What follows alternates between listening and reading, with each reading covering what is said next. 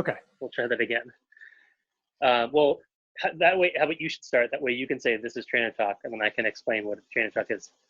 Awesome. All right. Hey, how's it going? I'm sorry. Hey, how's it going? I'm Mike. And I'm Patrick. And this is Trainer Talk from JRA Cycles.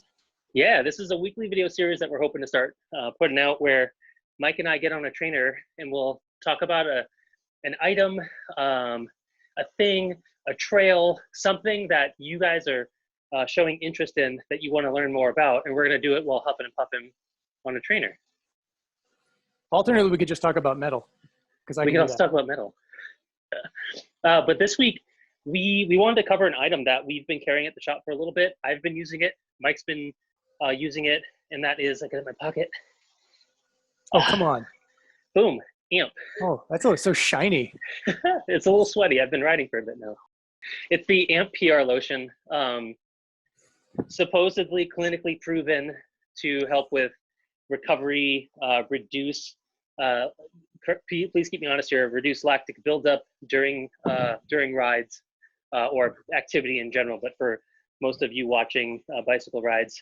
So we wanted to give a little bit of a rundown of how we feel about it, what we think about it, and some information that Mike has read up on that I for sure have not because I don't read that often. Hold on, I'm gonna get a little time trial position for the PR lotion. Get down here, just hang out. Like if you do like triathlete talk, maybe we could do this. I'm in a skin suit. Why not? Well, Mike, tell us what it is. Sodium bicarbonate. It's baking soda. You could try going to your fridge and eating that box of baking soda that's in the back that's been keeping it kind of fresh for the last 12 years or whatever. But also don't do that because that will mess your guts up pretty bad. So science behind sodium bicarbonate is pretty good. Usually pretty positive. The thing is you take it internally and it can percolate pretty bad in your gut parts. So the trade-off traditionally has been figuring out how to take something like that, yeah, this probably helps me with, I might actually throw up all over my handlebars as soon as I start going hard. Well, so that's where an item like this would come in. You take that proven science and the theories behind it, and you take it outside the body and apply it topically to the skin to have it absorb into the areas that are needed for us. That would be our legs. You've been using this a lot. Like you went to Spain and like did a huge block over there, right? Yeah, I did. I took quite a bit of time off in the January period of time, and around end of February, I went to Spain with some friends right before all of the current events kind of unfolded. Was able to get home, but yeah, took it there because we've been selling it at the shop and people have been interested in it. I wanted to learn more about it myself, and whether this is a placebo effect or not, the days that I wore it, I was definitely feeling less fatigued. I was able to hold on to the group longer. I should clarify, the group I was with was significantly stronger and faster than I.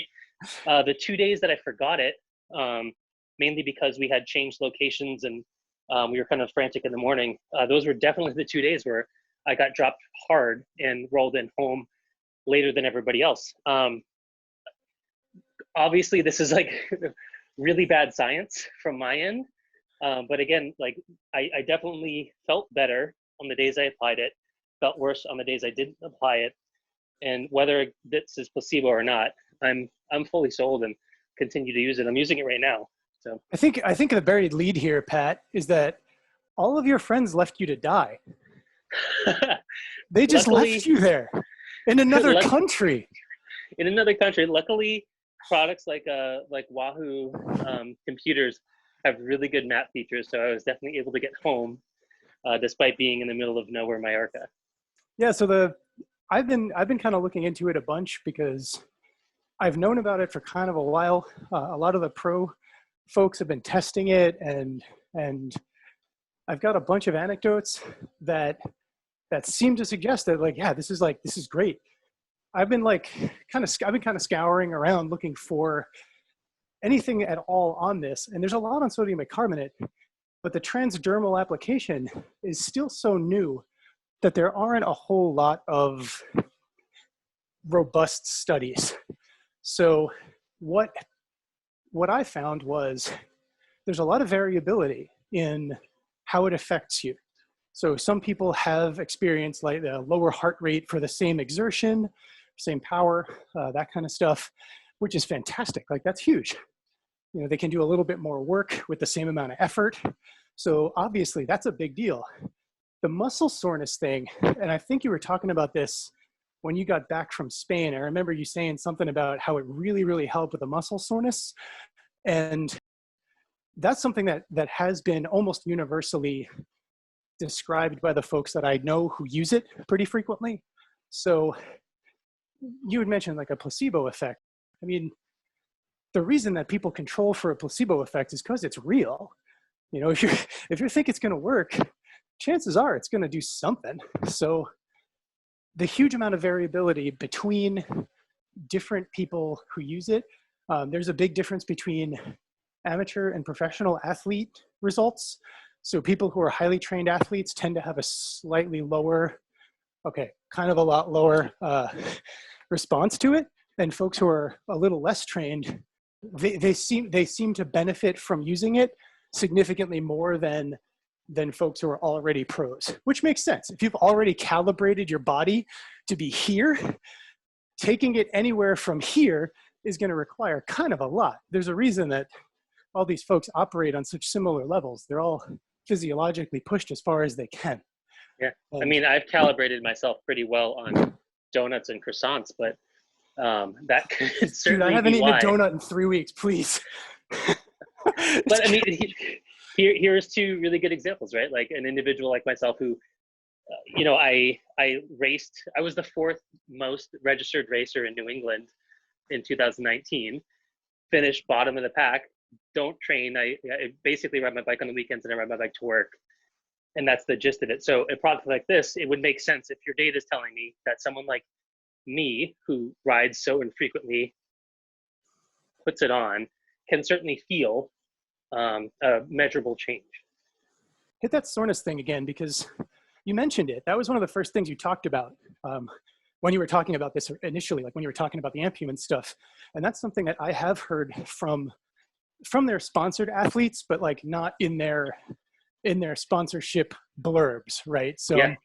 I'm pretty close with some of those individuals, and off the record, they are pretty glowing with it. It's not a product that they're just like, you know, eat your Ovaltine and do your thing. Like they have buy-in on it. So that's a great sign. And the soreness thing, that's a lot easier for your everyday rider, your trail rider, your weekend folks. That's much easier metric to wrap their heads around than, oh, I'll get a little stronger. Most of those folks don't care. But the soreness thing, if you can wake up on Monday and not be like, oh, that's fantastic, right? If you can climb the stairs to your office and not feel like you need an escalator, that's going to be such a different situation for you. Well, that's spot on. I mean, that's the majority of the effects that I personally have seemed to have experienced are in regards to lack, or I shouldn't say lack, a reduction in soreness during extended workout, i.e. doing more than, you know, my typical efforts throughout the year, like a cross race or the 12 miles to get to the office or something like that. Doing something that's a 3, 4, 5, 6 hour ride, I've noticed a reduction in soreness during. I've also applied after getting home, after showering, after doing a little stretching, putting it on, whether that be, you know, at noontime or right before bed. And for sure, the next day, I'm measurably less sore than I typically would be for doing an exercise of that magnitude, which is well outside of my normal comfort range at this current point in the season. Yeah, really. I've used it a few times on the trainer. I've tried a couple of my own like silly, not particularly scientific experiments on this. And my problem is that I've been all over the map fitness-wise this year. So for me, it was a lot harder to have any conclusions. I know if you do apply it, definitely wash your hands before you get on the trainer, because the first time you do this, it's like putting Embro in there. Don't do it. It is not meant for ingestion, not meant for your eyes, not meant for your nose, not meant as chamois cream. legs only. Yeah, I was gonna say, like, it's if you get this, you want to make sure you clearly label all of your tubes, chamois cream, embrocation, and human, because they're not interchangeable things. That's a very, very quantitative difference between them. But yeah, it's a weird point in our calendar for sure. A lot of us are riding indoors, others are riding solo outside, but there's no necessity to dial back your personal care, dial back your nutrition, dial back any of the things you would typically do before, during, and after a bike ride. So if this is an item that you're interested in, as far as the pre, during, and post workout routine, definitely give it a check out. We have it available at the store, but definitely reach out to either Mike or I on live chat on the website, or give the store a call Monday through Saturday, 10 to 4 at the moment, and we can definitely get this in your hands. Yeah, let us know. We're happy to answer any questions, and you know, we're not